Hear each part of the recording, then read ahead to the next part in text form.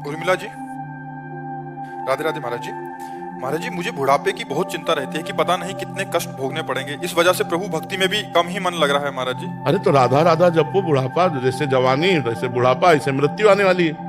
केवल बुढ़ापे से थोड़ी रुक जाएगा सिस्टम, फिर मृत्यु आने वाली है, फिर जन्म आने वाला है, फिर तो इसी क्रम को काटने के लिए तो हमें मानव देह मिला है। अब हम बुढ़ापे की चिंता न करें, प्रभु का चिंतन करें। जो तुम्हें नाम प्रिय नाम जप करो, तुम थोड़ी बुढ़ापे में हो। शरीर बुढ़ापे में है, शरीर तो चले जाएगा, आज नहीं तो कल जाएगा, पक्का चला जाएगा। जवान का नहीं चला जाता क्या? 1 मिनट में जहां आयु पूरी हुई, चाहे एक्सीडेंट हो जाए या दिल फेल हो जाए, कोई ना कोई कारण बन जाता है। इसका नाम मृत्यु लोक है। हिंदी में बोले तो मैं तो काल का कसाई वाड़ा, काल का कसाई चाहे जितना हरी हरी घास चल रहे हो, गड़ासा भी तैयार हो रहा है। पक्की बात समझ लो, ना यहाँ कोई मित्र है, ना यहाँ कोई शत्रु है, ना कोई अपना है ना पराया है। एक ही जगन नाटक वैभव परमात्मा नाटक कर रहा है, उसी को जान लो, उसी को स्वरूप में हो जाओ तो बस मुक्त है। नहीं तो एक भय है, बुढ़ापे के बाद मृत्यु का भय, और मृत्यु के बाद फिर पुनरपि जननम पुनरपि मरणम पुनरपि जननी जठरे से। इसी चक्र को रोकने के लिए साधन धाम मोक्ष कर द्वारा अपने पुत्र के बहाने नारायण बुलाया, तो भगवान के पार्षद आ गए और निर्भय पद प्रदान किया। और तुम जानकर नारायण बोलोगे, हरि बोलोगे, कृष्ण बोलोगे, शिव बोलोगे, तुम्हारा कल्याण नहीं हो जाएगा।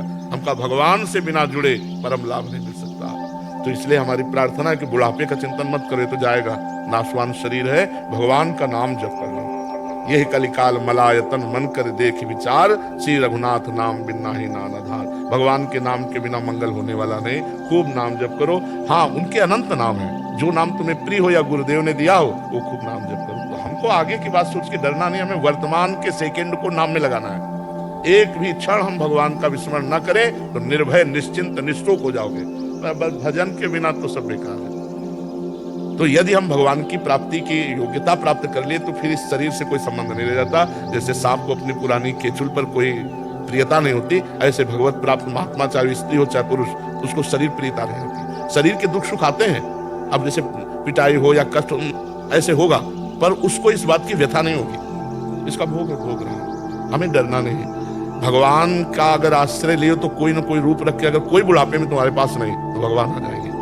माधोदास बाबा जगन्नाथपुरी में वो संग्रहणी रोग हुआ, बार बार शौच, तो मूर्छित हो गए। बहुत सी शौच होने पर फिर शरीर की सामर्थ्य नहीं रहती। तो आंख खोल के देखा तो सुगंध, मल में तो दुर्गंध आनी चाहिए, और देखा कि एक नौ किशोर पीतांबर बांधे हुए समुद्र से लंगोटी धोकर के वैसे फैला रहे। तो पीठ दिखाई दी, तो उनका लाला कौन हुआ? जो ये मुड़े प्रभु, कहा प्रभु आप, और वो भी मल भरी लंगोटी धो रहे। तो उनका बाबा तुम्हारा और कोई है क्या? बोले प्रभु आप किसी और। बोले जिनका कोई नहीं होता उनकी हम ही स्वयं सेवा। भगवान के अनंत पार्षद हैं, लेकिन स्वयं भगवान अपने भक्तों की सेवा की।